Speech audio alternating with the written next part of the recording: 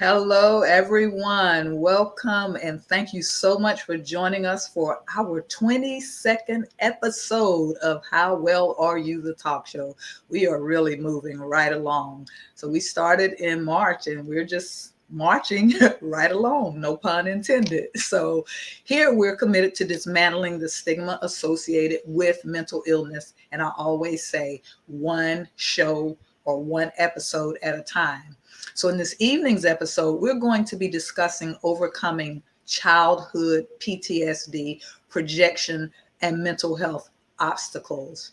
I am Cynthia Mobley-Howell, your host and the driving force behind How Well Are You? So, as the founder and CEO, I'm dedicated to guiding you on a transformative journey towards achieving your optimal well being, not just mentally, but spiritually and physically. So, our mission is to empower you, ensuring that you emerge as the best version of yourself. Now, How Well Are You? The talk show places a special focus on the topic of mental well being. Just want to show y'all this. I'm so thrilled to announce the release of my latest book, Crazy Didn't Get Me, Preparation for My Destiny. So, this deeply personal work explores my upbringing in a household where my three siblings, my only siblings, were profoundly affected by a severe mental illness. And it chronicles my journey of resilience and survival. Now, the book is available in both paperback and ebook formats, and you can purchase your copy directly from my website at cynthiamobleyhowell.com. The reviews have been absolutely amazing, and I'm a little partial. I agree. This is a must read. So don't miss out on the opportunity to be inspired by my powerful story of what it was like being raised in a household with three, not one, not two, but three mentally ill siblings. So go ahead and get your copy today. I want to thank you so much for joining us each week as we explore all aspects of mental health. We fearlessly tackle every topic. We leave no stone unturned. And if you're catching the replay, please feel free to leave a comment with the hashtag replay. Now, know that your presence is valued if you're watching the replay, even if you're tuning in after the live session, because we know people got things to do and places to go and people to see, and that's okay. Catch it when you can catch it. I'm absolutely loving this journey that we're on together, encouraging others to understand and have compassion for those who are navigating the complexities of mental well-being. So go ahead, hit the share button, because we want everyone to know we are right here, right now. Your support means so much, and we want to hear from you. So don't hesitate to express your thoughts in the comments section.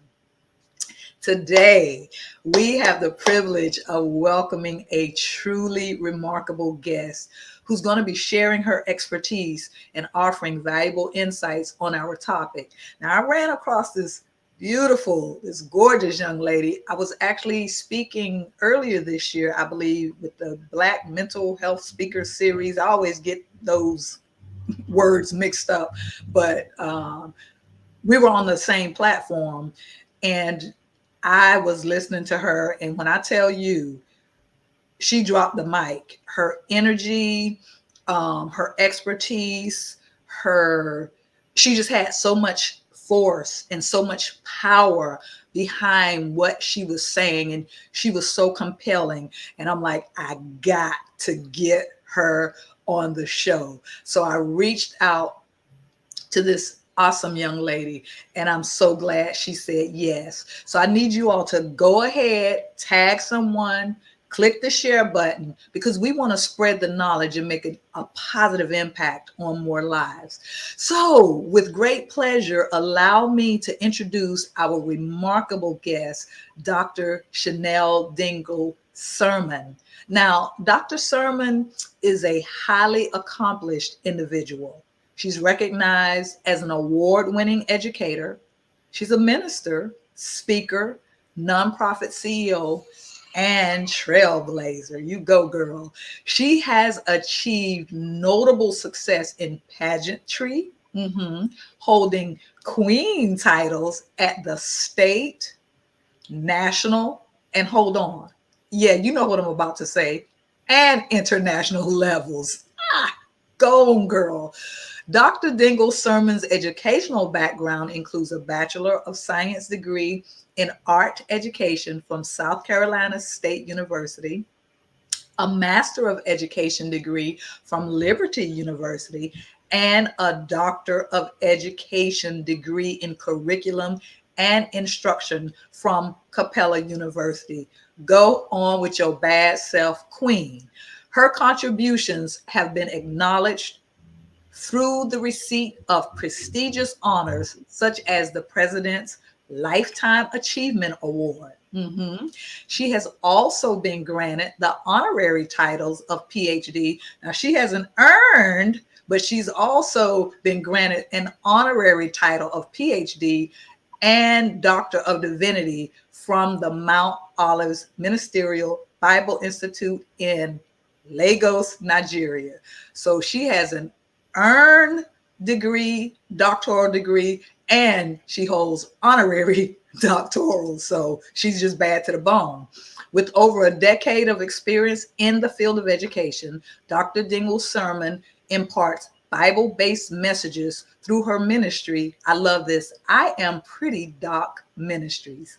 She reaches a wide audience through social media and the Kingdom Purpose TV network, aiming to edify, exhort, and empower individuals.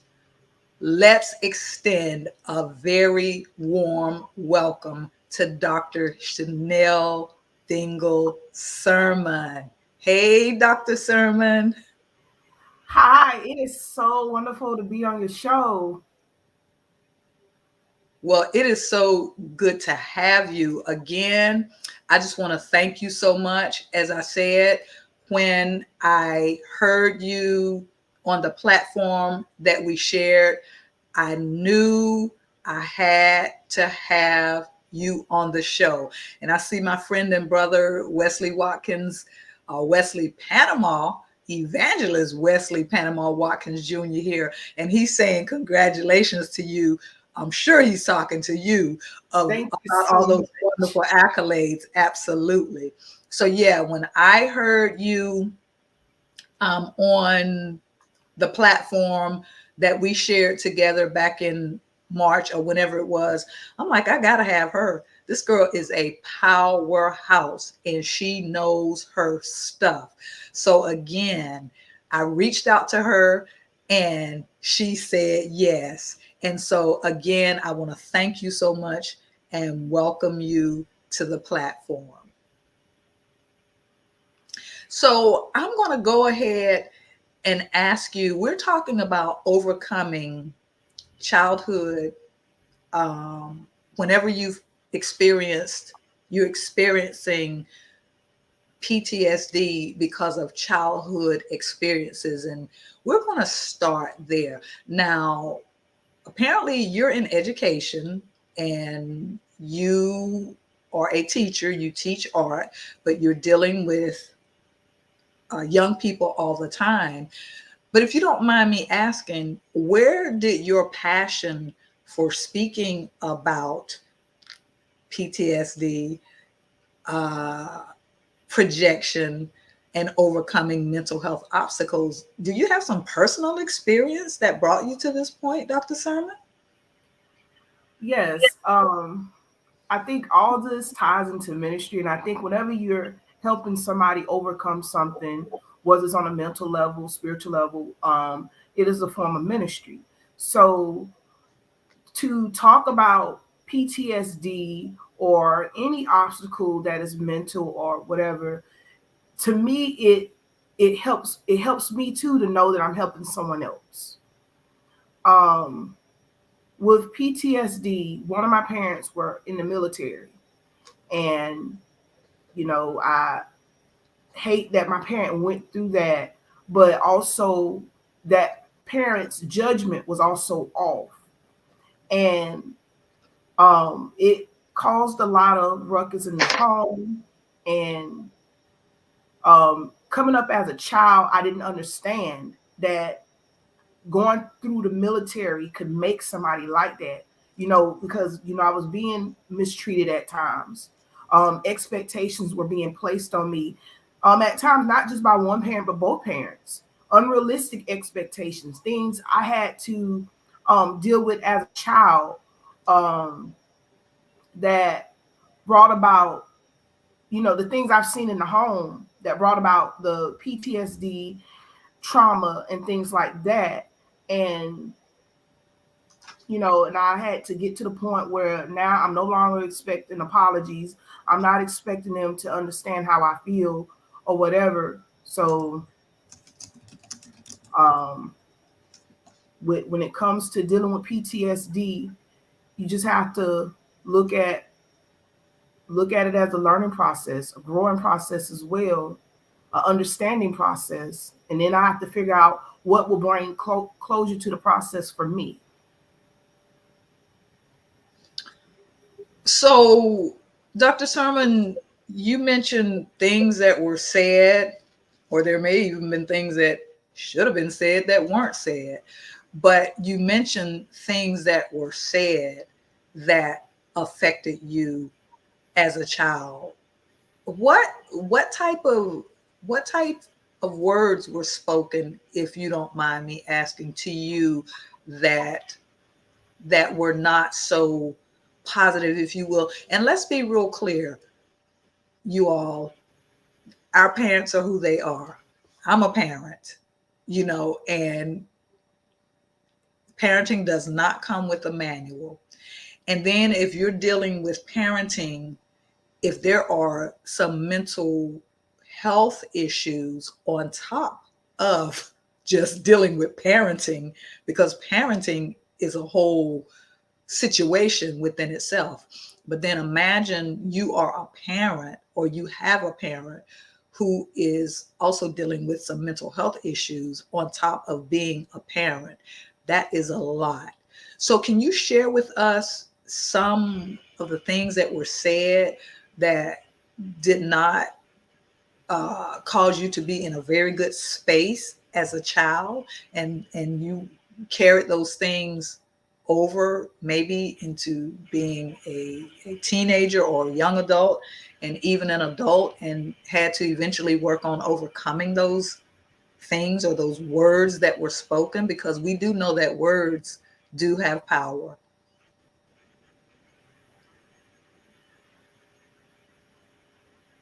I will say, and what I'm about to say, I've heard, to my surprise, learning that I haven't been the only one to experience family members telling you that you're crazy, you're not the brightest, you're not wrapped too tight. People saying that, speaking that to me, um,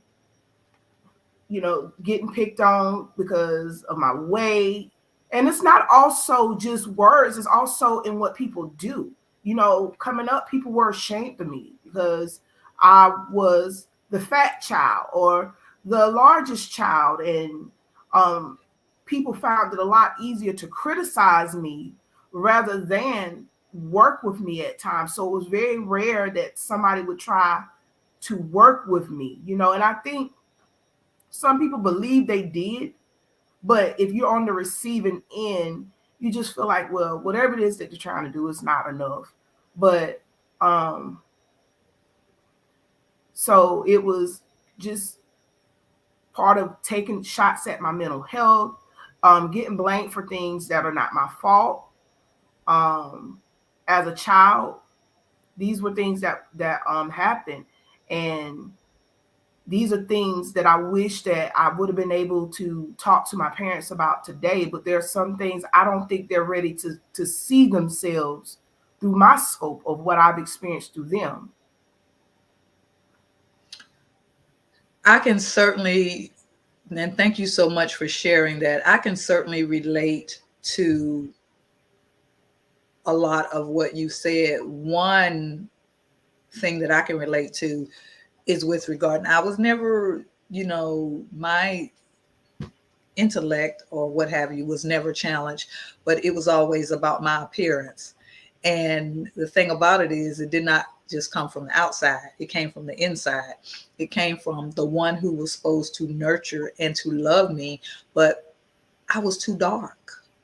My mama wanted a little light skinned baby girl, but as you can see, ain't nothing light about me. I had a gap. I had a, as she said, a big forehead. I remember she used to, when she would uh, do my hair, she would always make sure, she said, let me give you a bang to hide your big forehead. And then, so I'm dealing with that on the inside. And then I would have to go on the outside and get called gap teeth, blackie, bust forehead, double deck, shiny ball. Those were all names related to my forehead. So, what is a girl to do? And so, one of the thoughts that came to me just now as you were speaking, obviously, you are considerably younger than I am. So, your parents apparently are still around. My parents are no longer around. And unfortunately, I was never able to talk about any of these things to them before they passed on because it wasn't an issue. You know, I did not realize how I had been affected. Um, you know, I was a very rebellious child. It wasn't that I was bad, but it was like you said, because of what had been said and what had been done as well. I find it very interesting that you mentioned about being, you know, talked about as far as your weight and your looks, but you ended up becoming a pageantry queen where you have won on all levels. Okay, how does that work? The fat girl becomes a beauty queen. How does that work? And the girl that was told she didn't wasn't bright enough and she's crazy, but she holds several degrees. Talk about that. How did you, what was it, because of what happened? You were like, I'm gonna show them. It looks like our connection is, so it looks like we just lost Dr. Sermon, and we're going to wait for just a moment for her to come back in. But she's talking about, what we're talking about today is overcoming childhood PTSD, projection, and mental health obstacles. And she began by talking about how this is about ministry, and it helps her to know that she's helping someone else. And it's amazing how oftentimes, or probably all of the time, our pain actually becomes our passion. You know, it's those things that we go through that seems like they have broken us down to the ground, and we don't know how we're going to make it, and we cannot believe that we're experiencing what we are experiencing, and we don't know why we're experiencing what we're experiencing. But at the end of the day, as I said, our pain becomes our passion. And whenever we go through what we go through, we have to be reminded that it's not about us. It's always about who we are going to be able to help as a result of what we experienced. So, what I was just saying to our audience, Dr. Sermon, our audience just now, is how you were talking about this is a ministry for you, and it helps you to know that you're helping someone else. I was also sharing how usually, you know, we don't know why. Sometimes we question, why did I have to go through what I went through? But our pain if we direct it in the right way, and if we don't become bitter instead and allow our pain to let us become better versus bitter, and also our pain becomes our passion. But I was asking you before we had the technical difficulty, you were told that you were crazy, you were told that you weren't the brightest light in the room, or the brightest star in the sky, or whatever, that you weren't wrapped too tight, but you hold several degrees. You were talked about your weight and your appearance, but you are a pageantry queen on the local, national, and international level.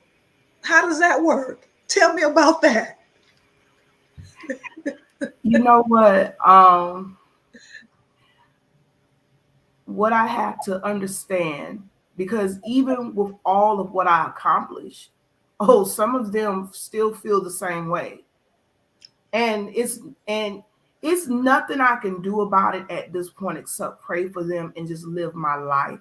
I cannot focus on trying to convince anybody that I'm of value, I'm of worth.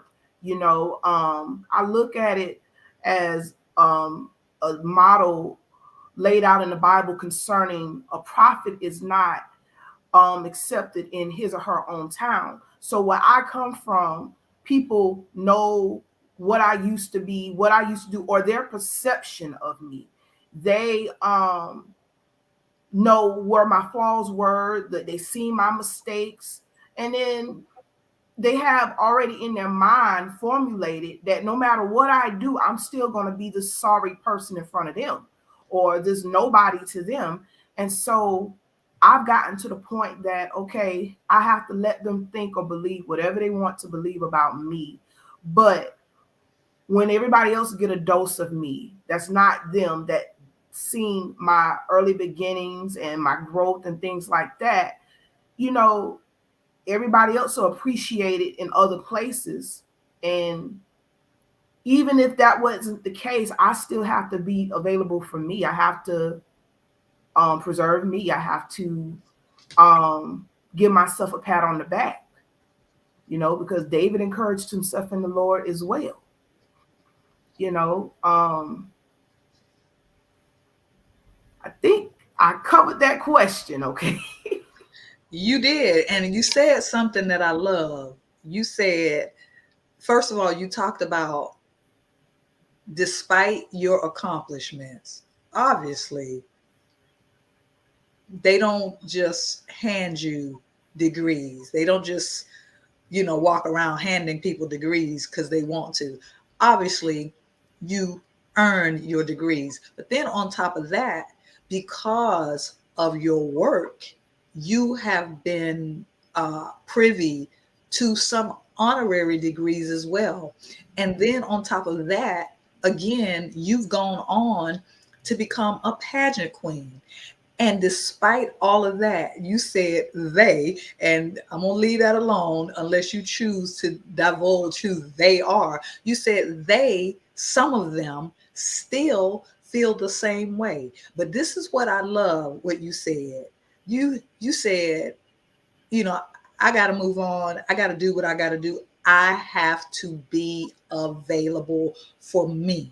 And I think a lot of times that's where people miss the mark, because they allow, and that is part of our topic, they allow other people to project onto them, and then it puts them in a mode where they take on somebody else's feelings, and they're not able to keep it moving. And then that also works in the opposite when it comes, I believe, when it comes to our mental health. Sometimes we project on others, our feelings on others, because of where we've been. One of the examples that I want to use, which I think is a very common example, if someone doesn't appear to us to be very nice, or they appear to us uh, to be stuck up, because they didn't speak to us. Or, I mean, after all, who am I? Who says everybody has to speak to me? But so we project onto them that they're snooty and that they're stuck up because of what's going on in our head. And they may not necessarily be, they could be now, but they may not necessarily be, because I have experienced that. I experienced that very recently with someone who I thought was just, I thought, man, if she doesn't take her nose out the air, she's going to drown if it starts raining. And come to find out, this was one of the most kind, sweetest, giving persons ever when I got to know her. And when I got to know her, it wasn't because I reached out to her. Guess what? It was because she reached out to me to give me something. The person who I thought was snooty. But whatever my insecurities were, okay, let's just keep it real. Whatever my insecurities were, I was projecting it onto her. And in my mind, she was the snooty one when she wasn't at all. Talk about that whole projection thing, how we project onto others our feelings because of our insecurities or the stuff that we're dealing with in our heads. You know what? I truly appreciate you sharing that transparency, because I've been there too. Sometimes we build up in our mind because we don't know the person. We don't know what that person's thinking. So when we're looking at a person from the outside, we don't know anything um, specific about them, and they don't speak to us. Yes, sometimes we'll get our feelings hurt, and I've been like that, and now I got to the point where, look, I don't know this person. I don't know what's going through this person's mind. And then I might look at it another way around. Maybe this person got a problem with me. Now, if I speak to a person and they don't speak back, of course, I'm going to look at it to be rude.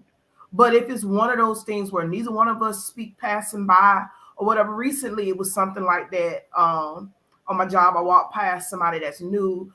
This person ain't speak to me. I ain't speak to that person. I'm like, I ain't gonna take it personal, whatever. We just ain't speaking. And the reason why I don't do it at times, I'm gonna be transparent. I don't speak to everybody unless I see warmth, unless I see that open and being reciprocated. And some people I can look at and just see their energy. I'm like, I ain't messing with that person. And then some people I just don't know. And so I don't try to force a conversation or a greeting.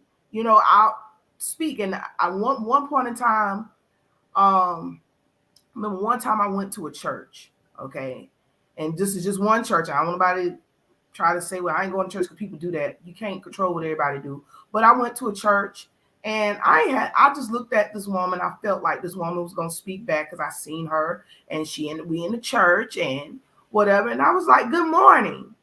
And I said it friendly as I could. And then I thought, well, maybe she didn't hear me, even though I said it. So I said it again, and she just kept ignoring me. And I'm like, okay, whatever. It is what it is. And so I just realized after that, you know what? Give everybody one good morning. If they hear it, just leave it alone. Don't get bent out of shape. Don't let it ruin your day if nobody speaks to you, because if a person speaks to me or not, it doesn't change my value. It doesn't change who I am. It I can let it get to me, and I can let it affect me. Just because somebody want to treat me that way, it's about what I accept. It's about what you accept, so projection, though, that's what you did mention. You did mention projection.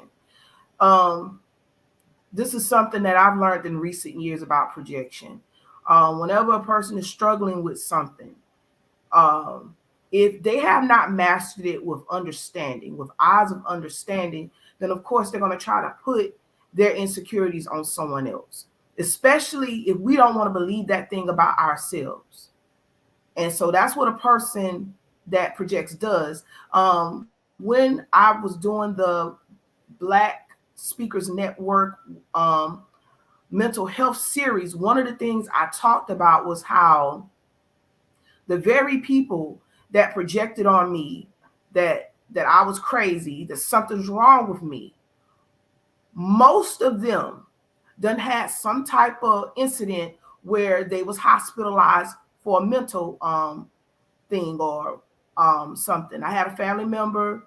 I had a couple of family members. They got this place in in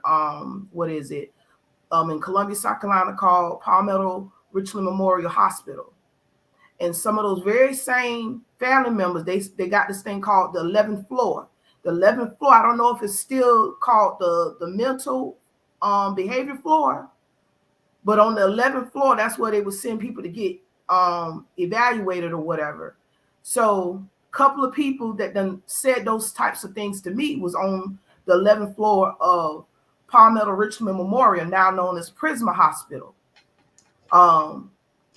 Couple of people done went through some things concerning their mental health, but they're calling me this and they're calling me that.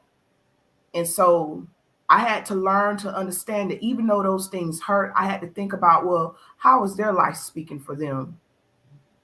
What have they gone through? And that's how we got to start looking at things. When people do things that we don't understand, when people come at us with this hurt, this pain out of nowhere. I remember one time I was in a relationship with someone that clearly, in my personal opinion, has undiagnosed mental health issues. And it makes perfect sense because one of his parents has a mental health issue. And I didn't realize how that could affect the person. But this person, because of the stigma, didn't want to get help. But the person was doing a lot of things that was abnormal, did not make sense. But the person fixed their mouth one day to call me dumb. And I wasn't offended by it because I know who I am. But when I told the person the truth about themselves, that person was offended. And that person said, well, I called you dumb because I know that's who he was. He said he called you dumb, but he know I ain't dumb. That's what the person confessed to me or whatever. So projection, yeah, it's a real thing. And you got to know who you are to be able to get beyond it. You know, you said something and you all up in my head because you just started talking about what I was thinking about, and what I'm referring to is when you talked about, well, let's first of all talk about the 11th floor. Yeah, a lot of people have been on the 11th floor, and I know you're talking about the 11th floor in Carolina, but I'm coining that phrase. I like that, the 11th floor. A lot of people have been on the 11th floor, you know, and like you said, either obviously they're not going to admit it because of stigmas, or they're in denial, or, you know, for whatever reason, they're not going to tell you that they've been on the 11th floor, but they're looking at you like you've been on the 11th floor. And you may not have even been on the 11th floor, but they have been on the 11th floor. And if y'all don't know what the 11th floor is, if you're just tuning in, this is a facility that Dr. Sermon is sharing with us that she was familiar with, that back in the day, if you were experiencing mental health issues, you were placed on the 11th floor. And so, like you said, a lot of people trying to 11th floor you, but they have already been on the 11th floor. And here's something that you said that was very, this is where you really got all up in my head. When you talked about us not knowing what is going on with people in their lives, where they've been, where they are. Because so many times, and I'll be the first to admit, he ain't through with me yet, but he's still working on me. I am a work in progress. And I'm like, listen, don't come for me if I don't call you, because you don't want none of this. But at the same time now, he's dealing with me. And as I get, older, and as I get closer to him, he's dealing with me about being more empathetic and more compassion toward people. Now, I ain't getting ready to let you run over me. I'm not going to do that. However, he's causing me to step back. I still have those times when I'm like quick on my feet, but more times than not now, he's causing me to step back. And that's what we're talking about right now. We are talking about those who have, and we got people in there, let's just start here, 20s, 30s, 40s, 50s, 60s, 70s, 80s, 90s, that because of childhood experiences that were not addressed later on in life and resolved, they are dealing with post traumatic stress disorder. And we just think a lot of times people are just being mean, but some are. We're going to keep a balance here. Some folks are, they just downright mean. But a lot of people are dealing with unresolved issues from childhood. And obviously, because of, especially in our community, in the African American community, you don't dare talk about mental health disorders. You just don't. Even to this day, it's like some people can't even like fix their mouth for the word mental illness to come off of their tongue. Back in the day, and you're pretty young, but I know that you know that we're still experiencing this now. There is a stigma. And that's why I created this platform. And my mantra is I'm not keeping quiet anymore, because I'm not. Because there's a stigma. There's a stigma, uh, you know, societal altogether.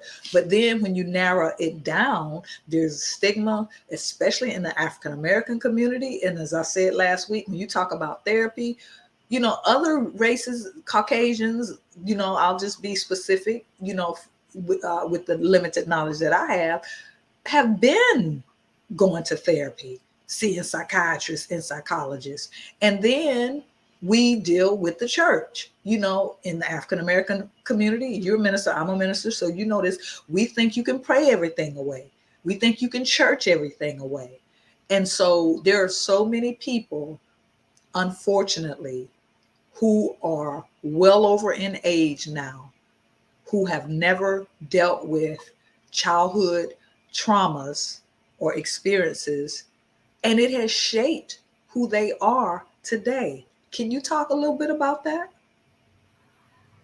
Okay. What I'm gonna be transparent with what I don't know much about, Okay. and I'm grateful that when it comes to the church experience, I haven't um seen directly where they brushed off mental health issues, but I hear stories from other people that has that talked about how, you know, church folks, they don't know much about trying to get someone help or whatever. Um, Concerning dealing with mental health, um, why do we have this problem in our community? I think the biggest word is ignorance. We didn't know better. Our people didn't know better. And then another thing is too, we came into this country, or those of us who have the belief system that we was already in this country, if you know what I mean, we as a people of color was denied access to quality things over the years. So even if we knew that we needed to go and get some type of assistance, we would have not have been able to get quality assistance, you know, back then early on. But now is the time that, you know, we have to make it normal and okay to say, hey, we're not okay. And I will be transparent. There are days, you know, that I don't feel like I'm at my best. Sometimes mentally, especially last year I went through something that made me question my sanity, you know, how I was looking at life and things like that. And it happens. um Even years before then, I thought I had might need to ask somebody about going to a place that's like the 11th floor, if you know what I mean. Because I went through something so traumatic. So I'm not trying to just sit up here and tell everybody else, oh, get some help, get some help. Like I would never need help or advice or whatever. But I also want to make mention of this, because this is something that some people don't talk about, even while we're advocating for the importance of getting help. And I learned this through the experience of talking mental health with other people. You have some mental health professionals that really don't care about what they do. You have some people in the mental or medical field that might be there for the wrong reasons. Maybe they're there to collect a check and that's it. Because I heard of a story about one woman, she had a vision problem, her health was declining, and the person that she can only have service her was treating her mean, despite her condition, was treating her mean. And so I think it's super important that we don't settle for anybody. I think all of us, if we're getting a service concerning our health and well-being, we got to value ourselves to say, hey, this person is not kind to us. This person's not showing love to us. They're not loving their profession enough to be patient with us or to help us. We need to go to someone else, even if it pushes us back to achieving our goals in that moment, whatever it might be, mentally or whatever. Just know that you have options. Don't settle for this one person that they say, well, this is a good therapist. This person, I don't care if the person got tens of thousands of awards. If the person ain't treating you right, you don't feel good, go to someone else. Use every option that you have, because you only have one life. All right. I absolutely love what you just said, and you're absolutely right. And that's what I told my brother. I have a brother who's been institutionalized for 36 years. He's schizophrenic, and he's been in an institution for the criminally insane for the last 36 years. I was talking to him a few weeks ago on his birthday, and he was sharing something about his medication. And I said to him, I said, do you realize that you can talk to them about that? That you don't have to be quiet if you don't feel right? If you feel like your medications aren't, they're making you feel a certain way.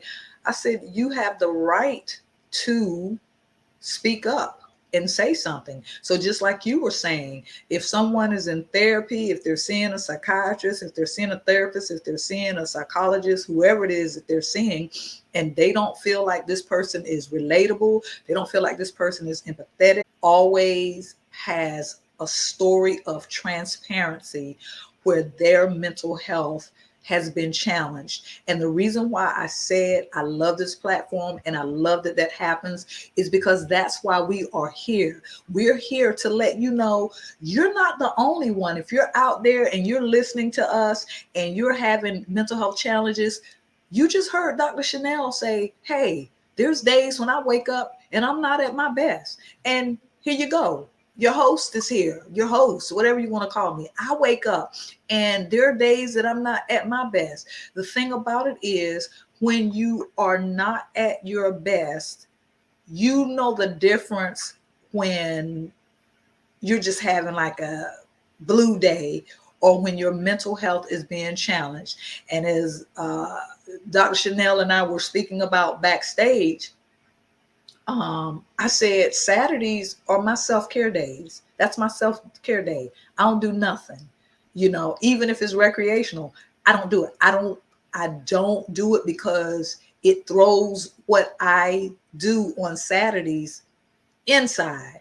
It throws me off. So I said all that to say we have to make sure that we are taking care of ourselves, and we have to make sure that we understand the difference in we're just having a blue day or we are definitely having a mental health challenge. And if you're listening right now and you believe that you are being challenged with your mental wellness right now, please reach out to a trusted source, whether that's a friend, whether it's your minister, whoever it is that you trust and you believe that they will listen to you and point you in the right direction, please, please, please reach out to them. We're going to take a short break right now. We're here with Dr. Dingle-Sermon, a beautiful young woman who I just totally admire. And we're talking about overcoming childhood PTSD, projection, and overall overcoming mental health challenges. And whenever we come back, we do want to speak to that, what it is. Dr. Chanell is going to give us some practical tips and strategies that she believes will help us. You're looking at a very educated woman, some who was told that she wasn't the brightest star in the sky, and she was nothing and nobody, and I'm just paraphrasing it, and she was too overweight and all of that. But you're looking at a woman who holds several earned degrees as well as several titles as a pageantry queen on several different levels, including internationally. So don't go anywhere. We will be back in just a moment to continue our conversation. Thank you so much for joining us, Lizette Holcomb. She says, I agree, we must take care of ourselves. We will be back in a moment after this short break. Stay with us.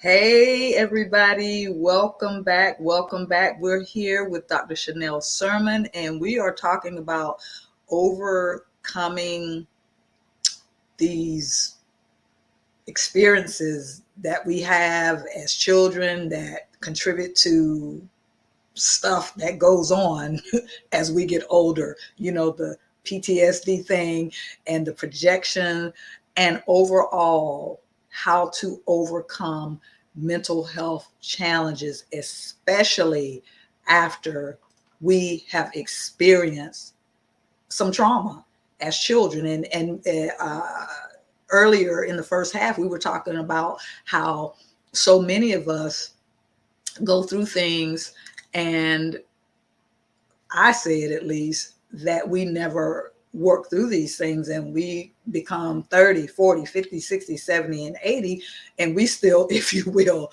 tripping. And so, but we want to make sure that we are addressing this. And that's why this platform was created, because we are going to keep the conversation going. We are going to keep it in front of us. We are going to eradicate the stigma surrounding mental illness. One episode, one show at a time. We're going to talk about it. So thank you so much again, Dr. Sermon. So as we begin to get ready to wrap up, or we begin to wrap up, talk to us about some practical tips and some strategies that we can use in order to overcome these mental health challenges that have been, I'll put it this way, that's been a monkey on our back, because you all do know that there is help. You all do know that you don't have to live under the dark cloud. You all do know that there are resources that are out there that's available to help anyone who is being challenged with their mental wellness. And things are not like they used to be. They still are not as good as they need to be, but we can say that they are not as bad as they used to be. So talk to us, Dr. Sermon, excuse me, about some practical ways, strategies, some tips, what we can do in order to overcome some of these mental health challenges and obstacles that we've dealt with or dealing with. First thing is you have to understand that there's a problem. Why do you feel the way that you feel? Um, you have to think about these things, but don't linger on it. Don't live in the past forever. You know, when you experience certain feelings, try to figure out where does it come from. Even now, you know, I'm acknowledging the feelings about how I feel towards my parents, my family.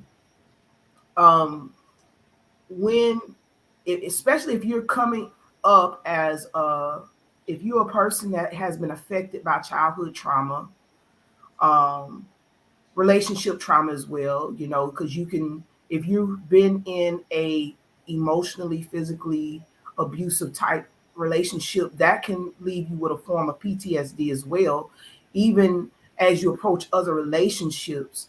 So the first thing I will say is acknowledge that you have a problem with this emotion.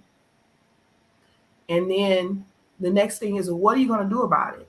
You know, if you've been verbally abused, people said you can't do this, you can't do that. What you got to do is live for yourself concerning those people. And me being a minister, you live for God. Okay. And I will say with that being said, when I started leaning on God's word, I started to embrace his word. And that's why, you know, I'm queen today. Okay.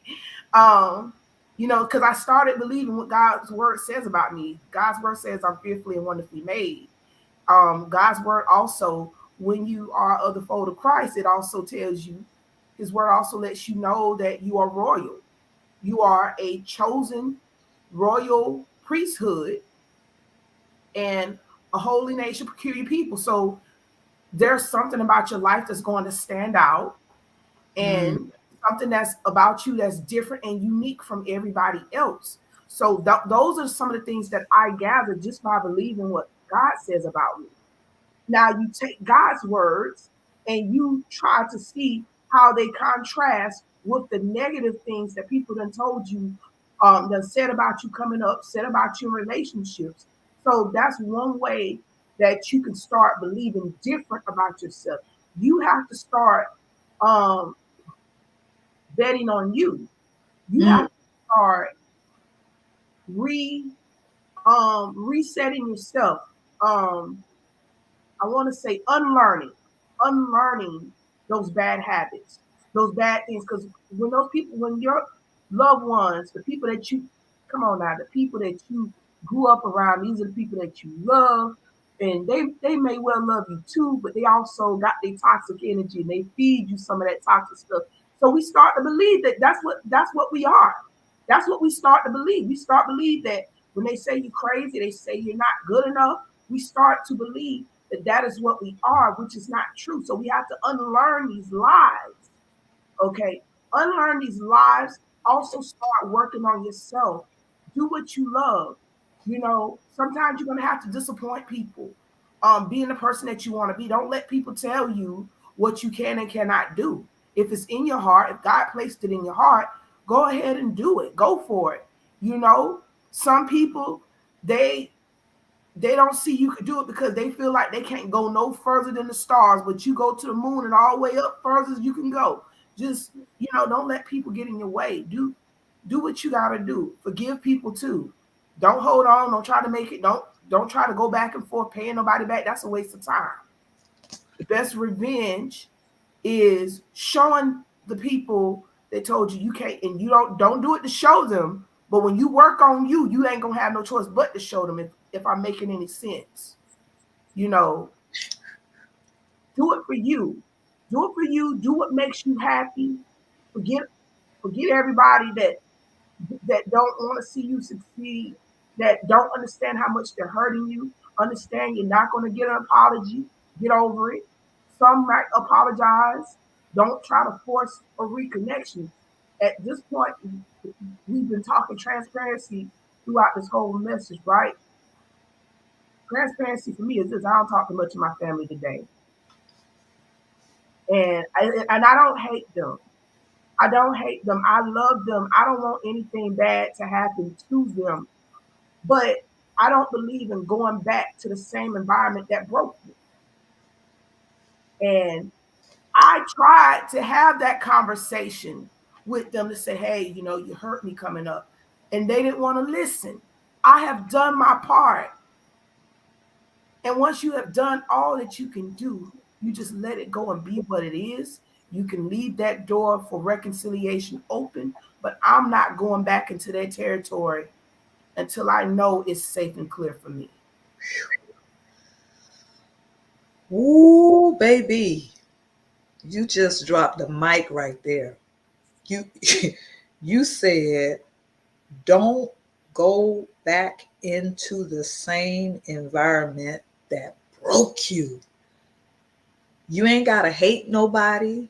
You ain't got to be mad. You ain't got to be unforgiving. But don't be stupid. Why would you walk back into that same toxic environment? Even if it could be years that you have, or you throwing up your finger to agree, or did you have something to say? I had something to say real quick. Take your time. Okay. The reason why, because we love our family, and especially if you have parents or people in your family be like, well, that's your cousin, that's your sister, that's your brother, that's your aunt, that's your uncle, that's your mama, that's your daddy. And even those people might be the very people that are doing those things to you to hurt you. The expectation is that's your family. So you should never let anything separate you from your family, even though your family is tearing your behind apart. Look at here. Look. I think I done developed this Frederick Douglass mentality, okay? The man that beat a slave owner with the same whip that he got whipped with. Jesus. Okay, look. Nowadays, I'm to the point where it's like, I love y'all, but I'm not gonna let you beat me. Not, and that's why I encourage other people to think is no, I think another thing is too, sometimes we feel guilty about it. We feel guilty because we know that'll upset people in our family. We know that they're unhappy. But sometimes if you continue to play that fall person, that person where, because family have favorites. They got that one person, nobody will disrespect, nobody will demand nothing from them the same they demand from you. And they want you to sit there and be okay with it. And then when that person make a mistake, we overlooking it. But when you make a mistake, we gonna cast you to the side. And I done got to the point, like, you can't do nothing else with me. If you don't talk to me, I'll be okay. There's billions of people on this earth that I can probably talk to. So you have, it's the mindset you got to take. to deal with it. And again, like I said, I love my family, but I'm also willing to admit that we're not close. And I don't hate them. I wish them well. All I can say on that whole piece right there is ditto. We'll talk later. Uh, wow. Because you know what? At the end of the day, it is not worth my mental unwell being. I'm going to stay mentally well. I do what I do because my 3 and only siblings were affected by severe mental illnesses. My oldest brother died by suicide at age 31 or 32. He was bipolar. My middle brother has been missing for over 23 years, schizophrenic. And as I mentioned earlier, my youngest brother has been institutionalized. He's schizophrenic for 36 years in a facility for the criminally insane. And I ain't gonna let Lottie, Dottie, and nobody mess with my mental health, whether family, friend, or foe. That's my story, and I'm sticking to it. Okay. You talked about another way to overcome as we conclude. You talked about, first of all, acknowledging that there is something going on. If you know that there's something going on, acknowledge it. Do not remain in denial, but you need to acknowledge, because you're only hurting yourself if you don't address it. You talked about not lingering in the past. And that's one of the hardest things for people to do, is to move on. But I'm here to tell you, the older I get, because I realize I got more years behind me than I got in front of me. So we don't have time to linger in the past. And you talked about, I love this, unlearning the lies. You were ugly. You were fat. You got teeth. You got a big forehead. You too black. You too yellow. You too skinny. You too fat. You too short. You too tall. You gonna never amount to anything. You're this, that, and the third. Unlearn all of that. You got to. Just like you learned it, you can dump it out. Will it happen overnight? Absolutely not. Is it worth your mental well-being?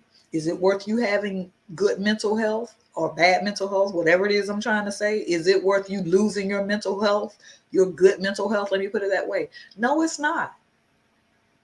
Unlearn that stuff. And you said forgive. And that's one that I struggle with, if I can be transparent, because when I hurt, because I love deeply. So when I'm hurt, I hurt deeply. Y'all can say what y'all want to say, but I just said what I said. So you all, as we reach the end of this conversation, we want to thank you all for joining us tonight, and we look forward to connecting with you again on our next episode. And speaking of our next episode, that's going to be somewhere in December, because this will be our final episode for a few weeks, because God willing, life lasts. I will be traveling abroad to Kitale, Kenya in about a couple of weeks. So I'm going to be taking some time off to prepare for my ministry assignment. So we will see you back in December. But before we wrap up, we want to hear some final words from our amazing guest, Dr. Chanell Sermon. I mean, she just said a mouthful a minute ago, but I think she got a little bit more in her. So we're going to hear some final words from her. And also, Dr. Sermon, if you have any services or products that you currently provide, feel free to share that information with our audience, and let our audience know the best way that we can get in touch with you. And again, we want to thank you so much. We want to give you our heartfelt appreciation for coming on and for sharing your insights, for being transparent. We appreciate you so much. So go ahead and give us some final words and remarks on our topic of this evening, or whatever it is you think you need to say. I want to first of all say thank you for having me on your show. It has really been, um, to me, fun and very therapeutic. I also want to thank everybody that has been listening, and I see different names and stuff popping up. I want to say hello to all of you all and thank y'all. If you want to get in contact with me, the information is accurate. That is trending at the bottom of the screen. Another thing is too, if you are interested in watching my show on the Daily Gospel Network, I've recently have transitioned television networks. But in my gospel messages, I talk practical strategies to navigate life as it relates to mental health issues at times, or issues that we come across spiritually, different varieties at times. So I'm on the Daily Gospel Network on Saturdays. And if you follow my page on Facebook, whatever changes to the time or whatever, I will post it. But as of now, I am to be on the Daily Gospel Network at 12 o'clock on Saturdays, 12 o'clock p.m. Saturdays. And finally, I want to conclude this message based on what Minister Howell has mentioned. She has said she struggles with forgiveness. And I think all of us at times we struggle with it.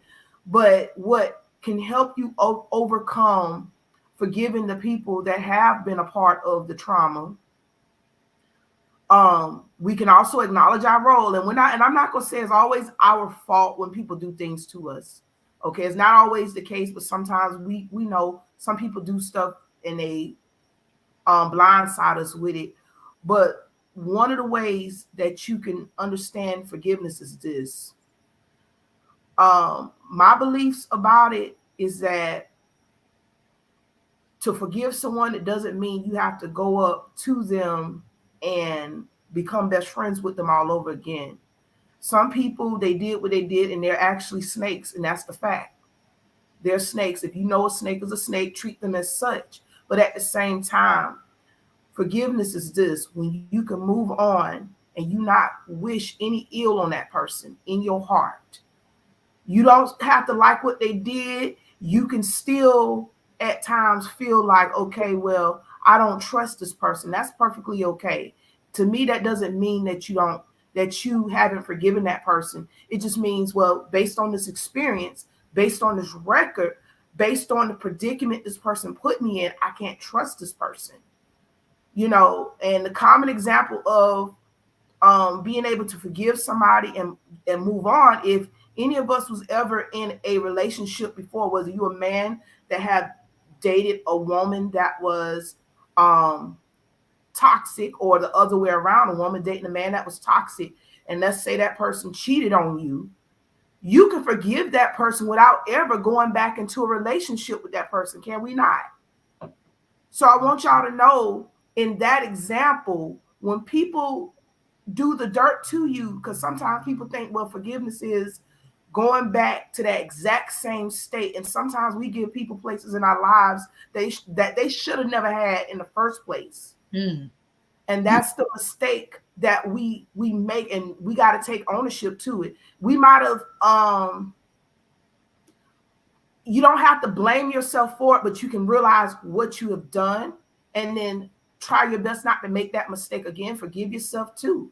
Because sometimes I be kicking myself. What was I thinking? I could have done better. Okay. So with forgiving people, I always like to be transparent, because I can struggle with it at times too. Keeping your distance doesn't mean that you're bitter. Keeping your distance might be safe for you. And I always pray to God to help you with it, help you to see how can you go about it. Okay, so I don't want people to ever, because sometimes people can manipulate you with that forgiveness stuff. They can say, well, because you ain't coming around, that means you ain't forgiving me. No, I can't do it with you no more. Okay, so just Live your life, enjoy it. You only have one life. Do good with it and Mm. take care of that mental health. Wow. I absolutely love everything that you said. Again, we want to thank you so much, Dr. Sermon. I absolutely love your energy. And thank you, thank you, thank you. Everybody, that does conclude today's episode of our show where we delved a little bit into the profound impact of childhood experiences on PTSD, the concept of projection, and the journey of overcoming mental health obstacles. And remember, healing is within reach. We've gotten some very practical tips and strategies from Dr. Sermon to help us in our healing process. And we can break free from the chains of the past. She talked about that. And we can embrace a brighter, more resilient future. So stay strong and never underestimate the power of personal growth and support. So this has been How Well Are You, the talk show, where we are dedicated to erasing the stigma surrounding mental illness. Yep, one episode at a time.